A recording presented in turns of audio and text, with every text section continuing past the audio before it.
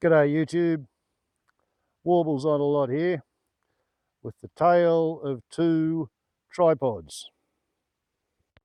It was the best of tripods. $135.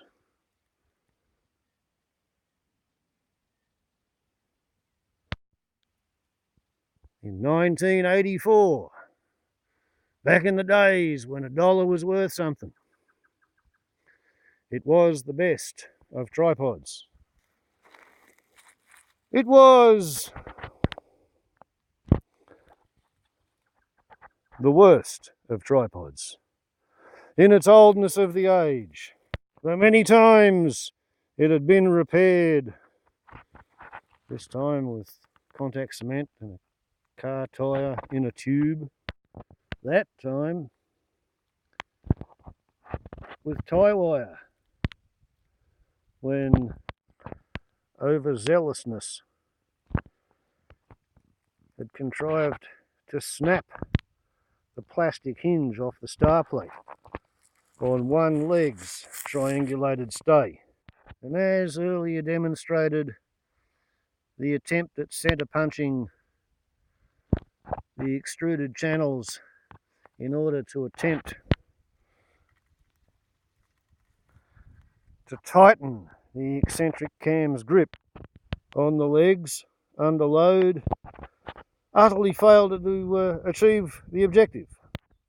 And though this ancient device didn't actually have a factory fit with which to accept a mobile phone in order to use its onboard video camera, it turned out that wasn't actually difficult to contrive,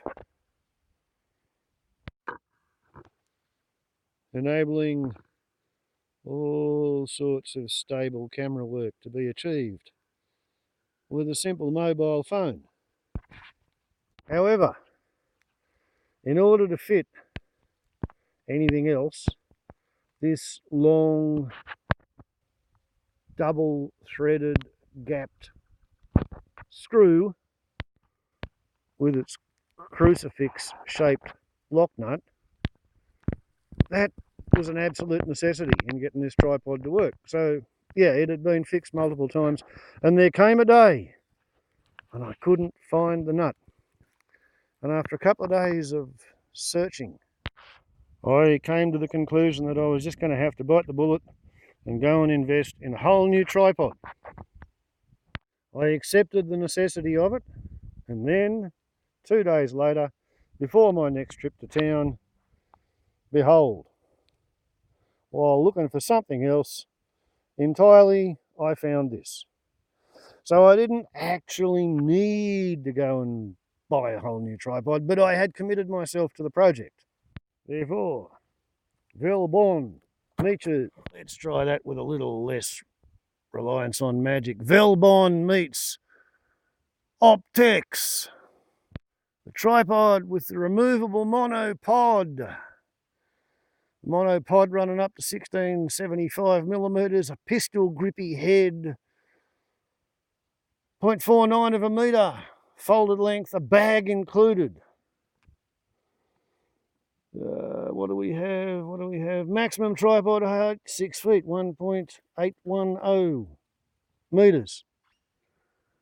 And it only cost $79. Okay, so I bring the thing home and I have a bit of a play.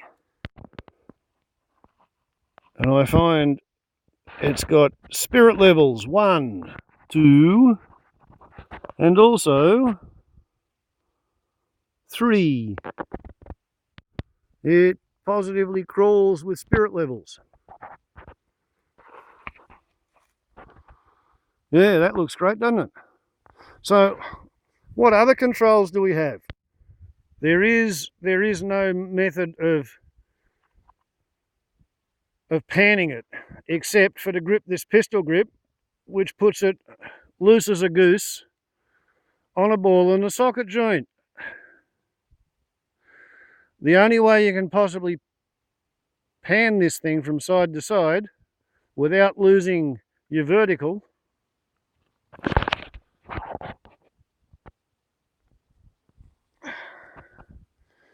comprises in this little switch here. And if you unlock that switch, it allows the table to turn very reluctantly with a great deal of resistance. Which brings us to another control, this one here, which enables you to remove the table and set it up in 4 different ways. Only 3 of which actually hold it securely. See the wobbly poos we've got there? Yeah. All right, so assuming we avoid the wobbly poo orientation. All right, then can you see what's going off there? Yeah, it's the alleged benefits of that strike me as being ED, existence doubtful. Eventually, it turns out that apart from this business of locking the top table and having it go all draggy, there is in fact a method of getting it to pan side to side, and that is to release the monopod. And by careful adjustment of that nut, you can sort of get it to pan from side to side. So there it'll let you move it, but it'll also fall out of the tripod,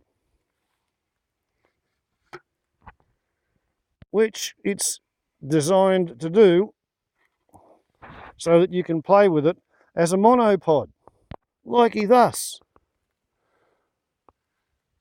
And yeah, I'm guessing that it's actually designed for use as a monopod, because then you can pan and you can tilt and you can wobble and you can do whatever you want, and you're not actually using it as a tripod. But for my purposes, wanting to put a 50 power telephoto video camera on top of it, this is a piece of shit. And here's another less than endearing feature. Assuming you've got yourself a camera up on top of that and you want to point down, that's as far as you can go. That's as far as you can go up. However, by ingenious use of that duva, you can turn it onto its side. Isn't that lovely?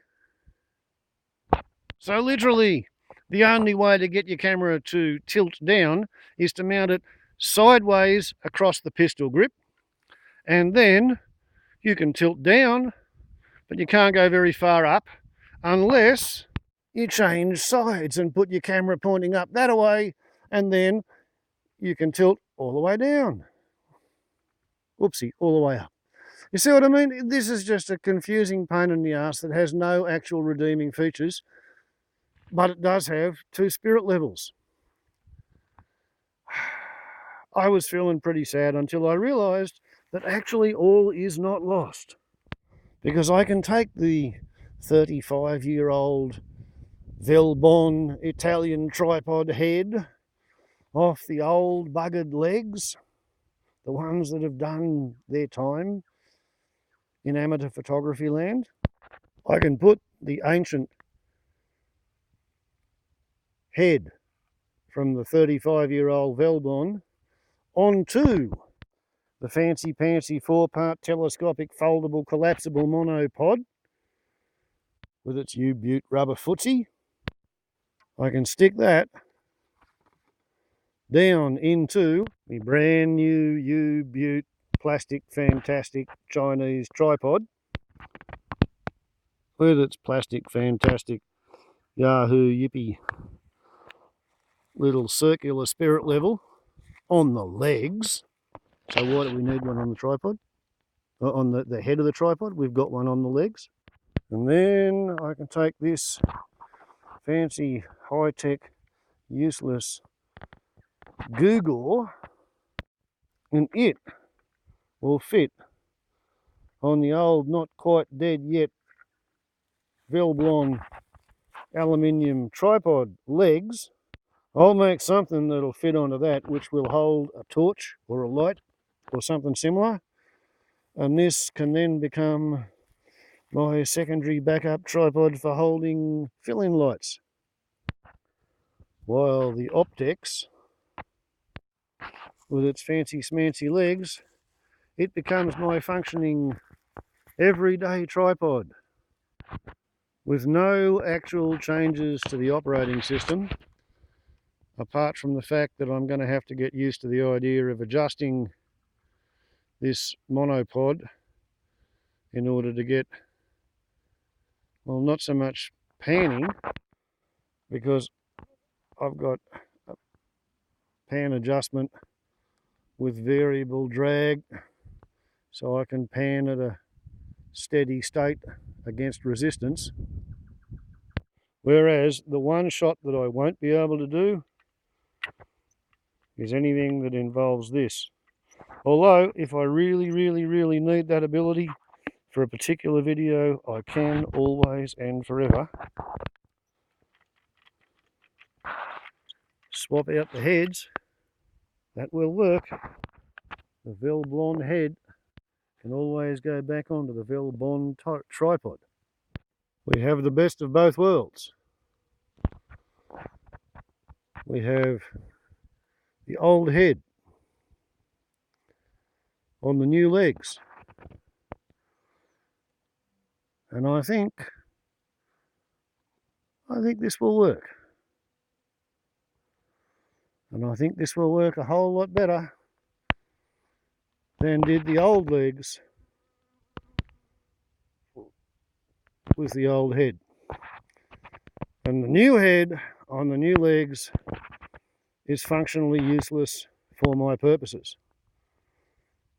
So, the tale of two tripods. It was the best of tripods.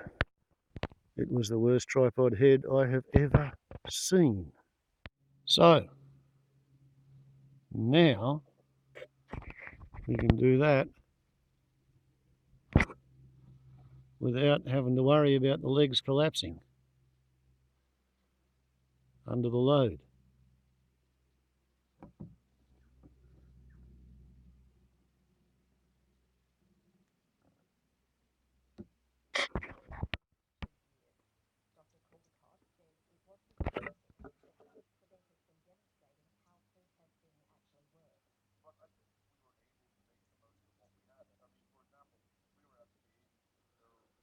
And yeah, this is working pretty well.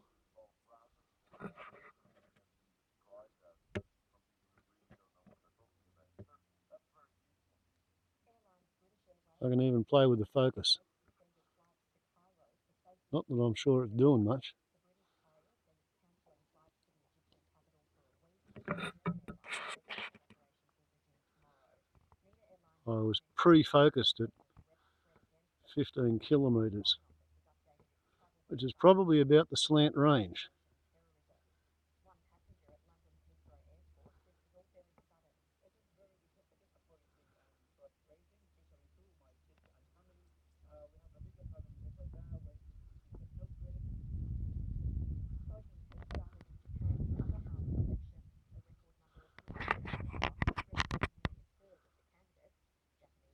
So, there you go. And now you know that one actually works.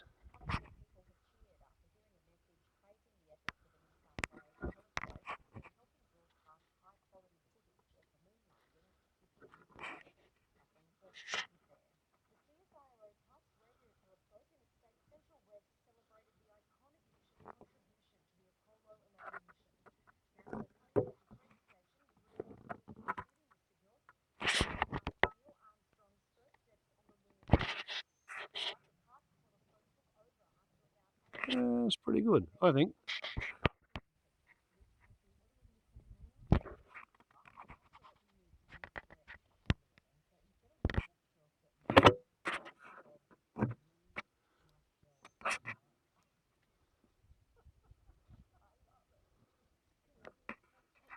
Wobble's not a lot to YouTube. Ciao.